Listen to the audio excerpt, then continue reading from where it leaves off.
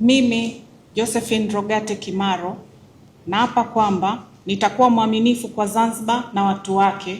na kwamba nitaitumikia nafasi yangu ya katibu mtendaji wa Tume ya Mipango kwa moyo wangu wote, na kwamba nitalinda na kutetea maslahi na uchumi wa Zanzibar kwa mujibu wa sheria iliyowekwa,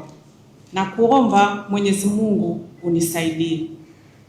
Mimi Josephine Rogate Kimaro naapa kwamba nitaitumikia kwa dhati Zanzibar na watu wake katika utekelezaji wa kazi zangu za katibu mtendaji wa Tume ya Mipango ya Zanzibar, na kwamba wakati wote nitamshauri kwa hekima na uaminifu mwenyekiti wa Tume ya Mipango ya Zanzibar, na kwa vyovyote vile sitatoa siri